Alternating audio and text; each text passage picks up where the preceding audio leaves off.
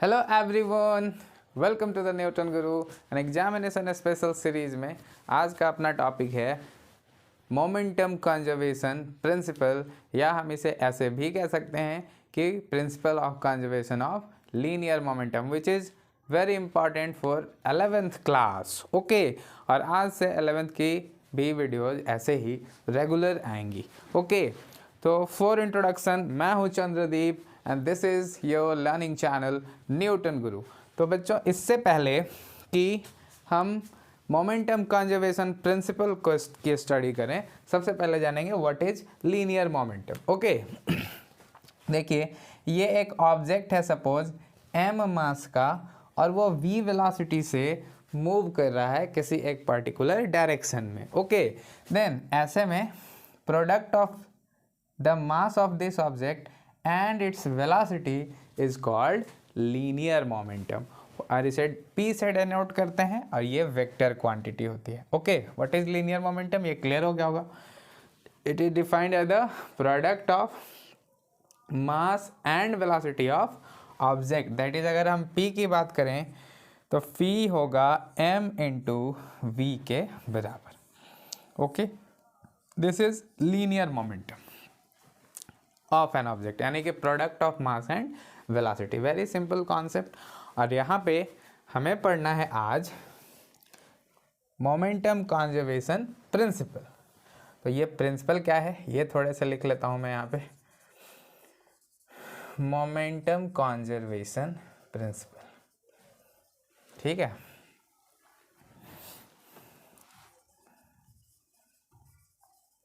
Okay, ये क्या है आप ये देख लीजिए कि इफ़ देयर इज, मैं पहले लिख लेता हूँ फिर आपको बताता हूँ, no external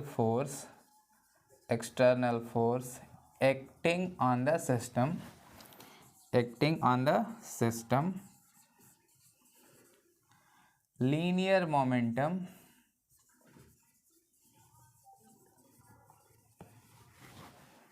of object remains conserved।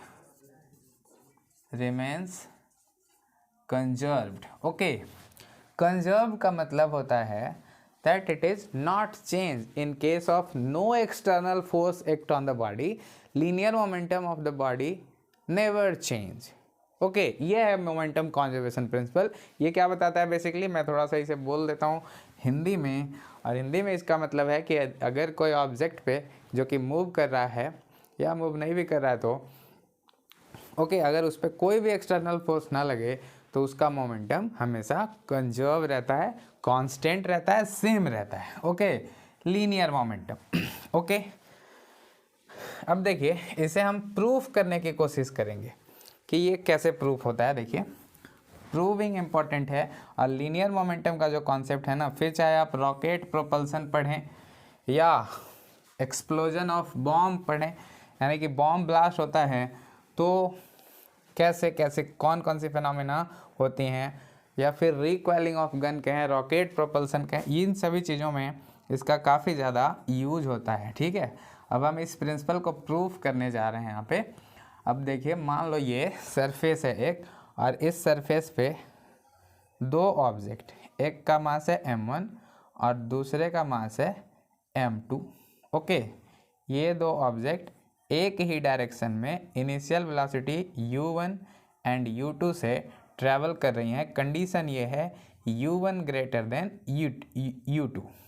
ठीक है, u1 यानी कि पहले वाले मास का जो वेलोसिटी है वो दूसरे वाले से ज़्यादा है, तो ऐसे में क्या होगा, देखिए m1 m2 ये दोनों क्या होंगी, ये दोनों जैसे देखो मैं दूसरा मार्कर से बताता हूँ यहाँ पे, ये मान लीजिए दो ऑब्जेक्ट हैं और ये एक ही डायरेक्शन में दोनों जा रहे हैं, सच दैट इस वाले का, पहले वाले ऑब्जेक्ट का वेलोसिटी दूसरे वाले ऑब्जेक्ट से ज़्यादा है, एक ही डायरेक्शन में जा रहे हैं, तो क्या होगा, देखिए क्या होगा, ये ज़्यादा स्पीड से जाएगा, ये कम स्पीड से, ऐसे।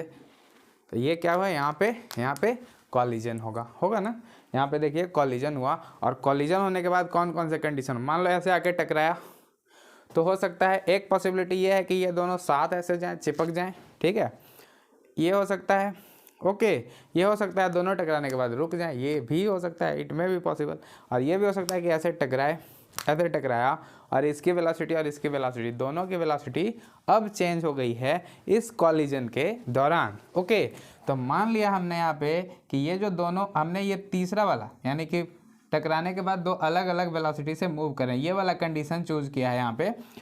और मान लिया हमने कि यहाँ पे ये जो टक्कर हुआ है ना, वो बहुत स्मॉल टाइम के लिए हुआ है, डेल्टा टी के लिए। ओके, अब इसके बाद क्या हुआ, इसके बाद इन दोनों की वेलोसिटी चेंज हो गई।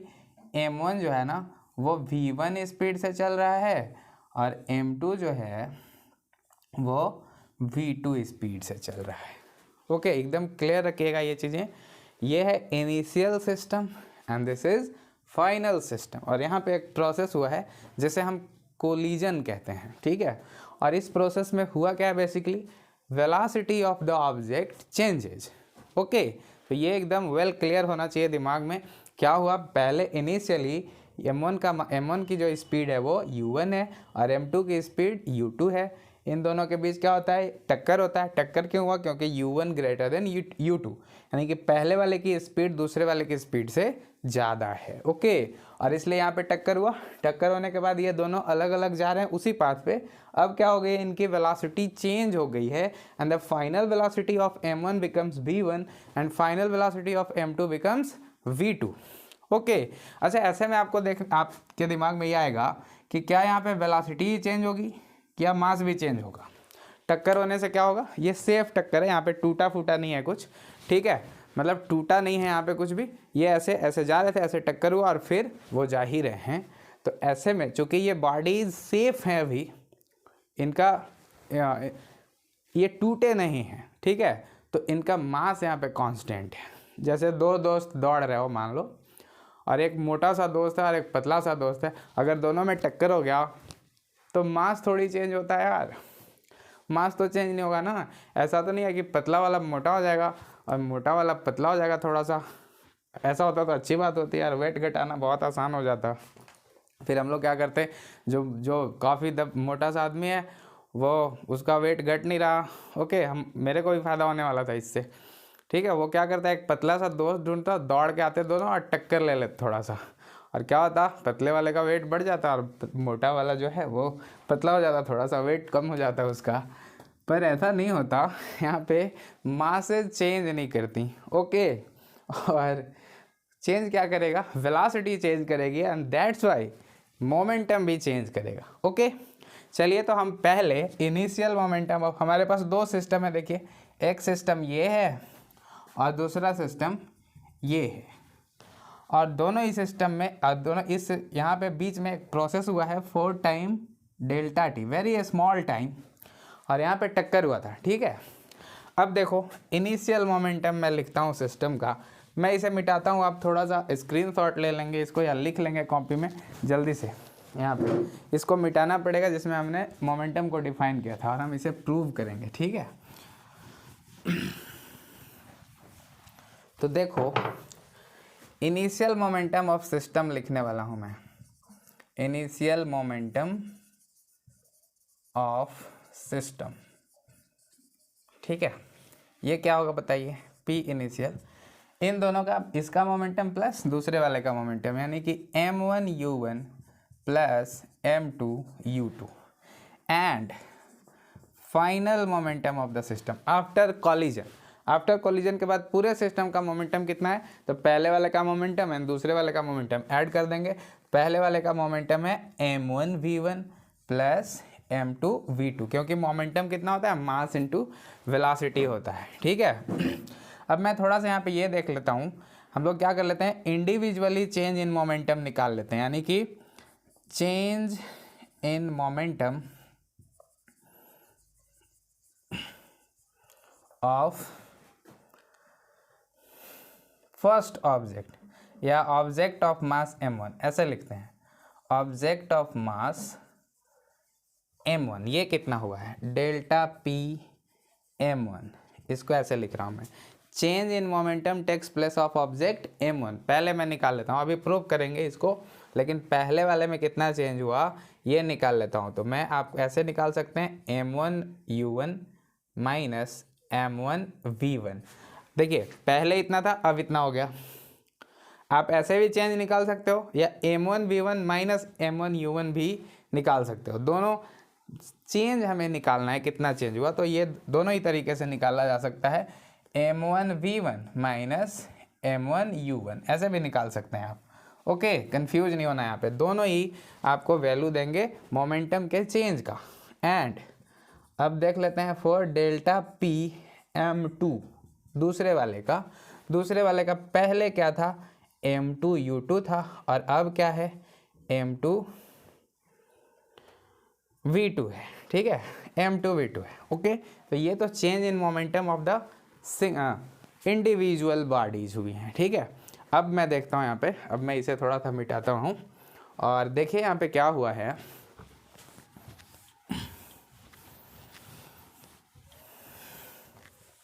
देखिए यहाँ पे हुआ क्या है, बेसिकली यहाँ पे ना एक टक्कर हुआ। ये दोनों ऑब्जेक्ट जो हैं वो सिस्टम में ही हैं, यानी कि इन दोनों के बीच अगर टक्कर होगा तो हम क्या बोलेंगे कि there is a internal force acts on the body. तो यहाँ पे टक्कर होगा, m1 m2 पे फोर्स लगाएगा और m2 m1 पे लगाएगा। ऐसे मैं थोड़ा सा बड़ा बना देता हूँ यहाँ पे।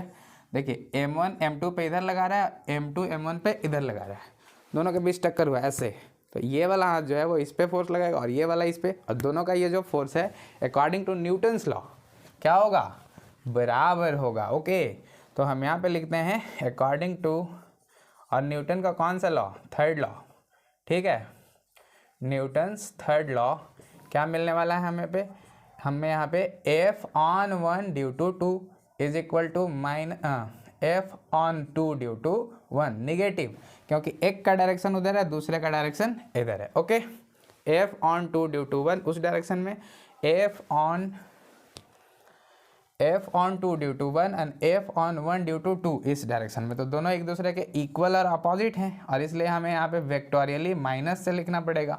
ठीक है, अब देखो हम फोर्स को क्या लिख सकते हैं। फोर्स का डेफिनेशन क्या है अपने पास, फोर्स का डेफिनेशन है rate of change of momentum. Okay, what is force, force is basically rate of change of momentum. देखिए ऑब्जेक्ट ऑफ मास m1, यहाँ पे ऐसे लिखना है। तो व्हाट इज फोर्स, अगर हम बात करें इसकी, तो force is basically rate of change of momentum, यानी कि change in momentum takes place per unit time. यानी कि हम क्या करेंगे बेसिकली यहाँ पे फोर्स को लिखने के लिए मोमेंटम के टर्म में, कि change in momentum divided by time कर देंगे। अगर फोर्स का बेसिक फॉर्मूला, बेसिक थ्योरी आपको पता हो तो this is dp/dt for a small time interval and average force is delta p/डेल्टा t। ओके, ये आप जानते हैं। अब देखिए थोड़ा सा और इसको नज़दीक लिखता हूँ इधर, F/1 due to 2 is equal to minus of F/2 due to 1। तो F/1 पहले वाले का momentum change divided by time कर देंगे तो हमें मिल जाएगा फोर्स ऑन 1 ड्यू टू 2। तो हम यहाँ लिखेंगे m1u1 minus m1v1 divided by delta T. Okay, is equal to minus of m2u2 minus m2v2। यहाँ देखिए, यहाँ से लिख रहा हूँ मैं, चेंज इन मोमेंटम पहले से निकाल चुका हूँ, और डिवाइडेड बाई डेल्टा टी यहाँ पे। ओके, ये हो गया। अब ये डेल्टा टी और ये डेल्टा टी क्या हो जाएगा, कैंसिल आउट हो जाएंगे। अब देखिए क्या मिलेगा हमें, m1u1 minus m1v1 is equal to minus m2u2 plus m2v2, ये मिलेगा। ओके, अब सिर्फ रीएडजस्ट कर दीजिए। ठीक है, क्या मिलेगा, माइनस वाले को इधर लीजिए और इधर वाले माइनस को उधर भेजिए, तो हमें मिलेगा m1u1 plus m2u2 is equal to m1v1 plus m2v2। Okay, समझ आया। अब देखो ये वाला जो क्वांटिटी है ना, वो क्या है, ये जो क्वांटिटी है यहाँ देखिए क्या लिखा हुआ है, this is initial momentum p initial, और ये वाला जो क्वांटिटी है ये क्या है, फाइनल मोमेंटम। ठीक है, p final that is p initial is equal to p final. और इसमें हुआ क्या था, देखिए यहाँ पे एक्सटर्नल फोर्स कोई भी नहीं लगा, इंटरनल फोर्सेस लगे हैं, और अगर इंटरनल फोर्स लगा है तो ये मोमेंटम, देखिए यहाँ पे हमने प्रूव किया कि मोमेंटम ऐसे केस में कंजर्व रहता है इनिशियल मोमेंटम फाइनल मोमेंटम के बराबर है। This is the basically momentum conservation principle. और इसका यूज़ कहाँ कहाँ करते हैं हम लोग बेसिकली, ऐसे तो बहुत जगहों पे यूज़ होता है मोमेंटम कंजर्वेशन का। जब हम concept of centre of mass पढ़ेंगे वहाँ भी मोमेंटम कंजर्वेशन का यूज होगा। जब हम बॉम्ब एक्सप्लोजन पढ़ेंगे, एक्सप्लोजन ऑफ बॉम्ब, तो वहाँ भी पिछली बार नीट में ये क्वेश्चन भी आया था, बहुत आसान सा, मोमेंटम कंजर्वेशन से। वो जब हम नीट का सल्यूशन लेके आएंगे तो वहाँ आपको बताएंगे कि कैसे यूज़ किया गया इसको, ठीक है। और जब हम रॉकेट जब प्रोपल्सन पढ़ेंगे वहाँ पे यूज़ होगा रिक्वेलिंग ऑफ गन। रिक्वेलिंग ऑफ गन क्या है, जब हम फायर करते हैं गन से तो बुलेट निकल के आगे जाती है और गन जो है ना हम ही पे फोर्स लगाता है पीछे की तरफ। ओके, तो इसे हम रिक्वेलिंग ऑफ गन कहते हैं, वहाँ भी मोमेंटम कंजर्वेशन का यूज होता है। ओके, तो ये आपको समझ आया होगा ऐसा मैं उम्मीद करता हूँ, और अगर समझ आया हो तो आप वीडियो पे कमेंट